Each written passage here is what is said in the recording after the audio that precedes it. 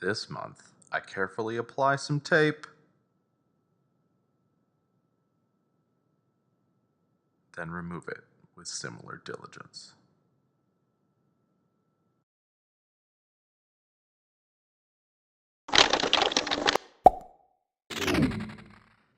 Miatas are notorious for cooling issues, so we thought we'd create a vent to help move some heat from the engine bay.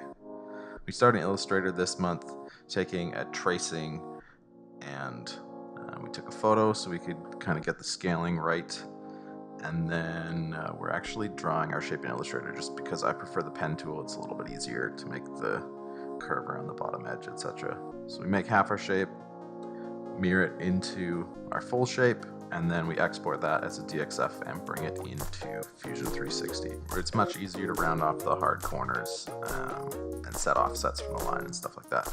So we have our main line. We're setting a couple offsets. The first one I did was the 4mm to the inside.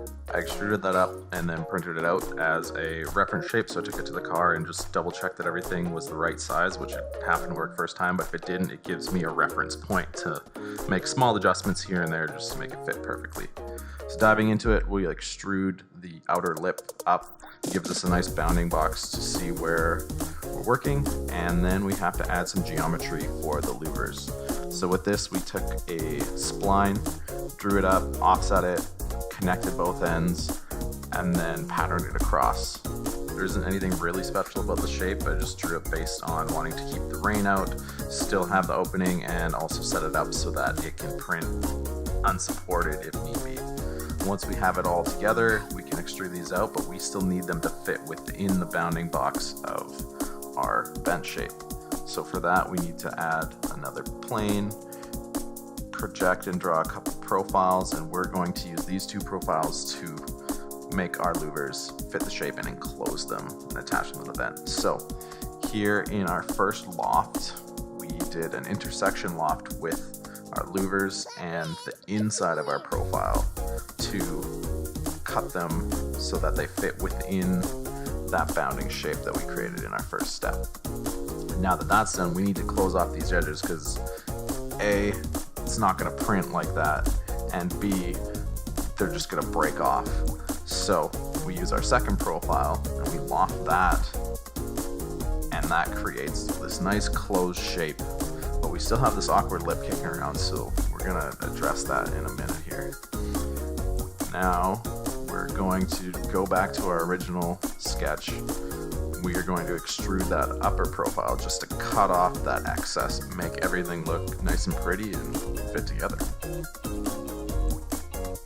With that final operation done, things are looking really good. The only thing missing is our last louver is kind of sealed up, so we are going to project the underside of our louvers from the original sketch and add a little bit of geometry just to cut open that hole again so it is functional.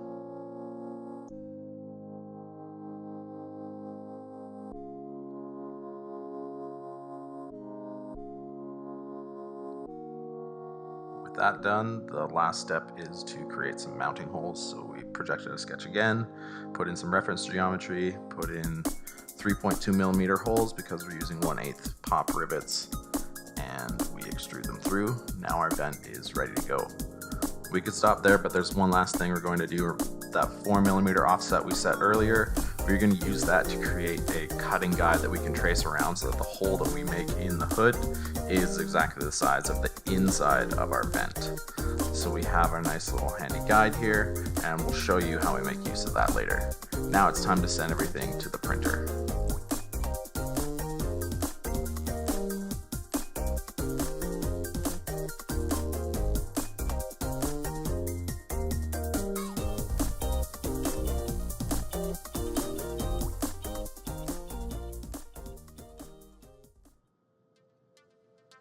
First thing we do with the hood is apply some tape to it.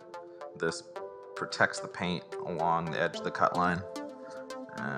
We don't exactly know where it's going to come through. I don't have x-ray vision, so we're just going to lay a bunch of tape across here, and then we know we're safe. Now that the tape's on, we're going to place our tracing template and hold it on with some rare earth magnets just to keep it nice and flat. And then we'll grab an O-ring removal tool. It's basically just an angled pick, and it can get right close to that template, and we're just going to scratch an outline around it into the hood, and then we will have the exact shape to cut. Since the hood of the Miata is aluminum, we just took a Dremel with a cutoff wheel. It's a little bit easier to do finer, smaller things. And we're starting by just making some reference cuts in the bottom of the hood, so then we can take the template back to the top and trace it, because it's much easier to get the tool around on the top of the hood. And with that, it's just a matter of making all the cuts to remove all the material, and then we'll finish it off with the grinding bit just to smooth it out. Once that's done, we're going to place the vent over the hole just to get it lined up, magnet in place. Use the drill lightly to mark all the holes, center punch them, and then drill them all through for the rivets. Pro tip for tape removal on really anything you've taped around a cut: if you peel the tape towards the edge of the cut, you have less chance of taking the paint off. This paint job was done by the previous owner of the car. They just took a spray can and made it matte black, so I'm not too concerned about how much paint came off. Gotta repaint the car anyways. But just a quick tip for anyone out there who's planning to do some cutting themselves. The last step is to align it with the 3 rivets around the edge, and then we'll place the other ones in and lock them all down.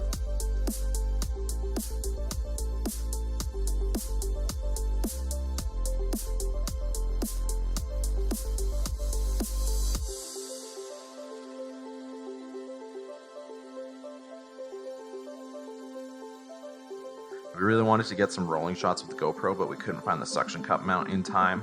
So here's a quick clip of it at idle with the radiator fan on, and you can see that air, and more importantly heat, is making its way out of the engine bay.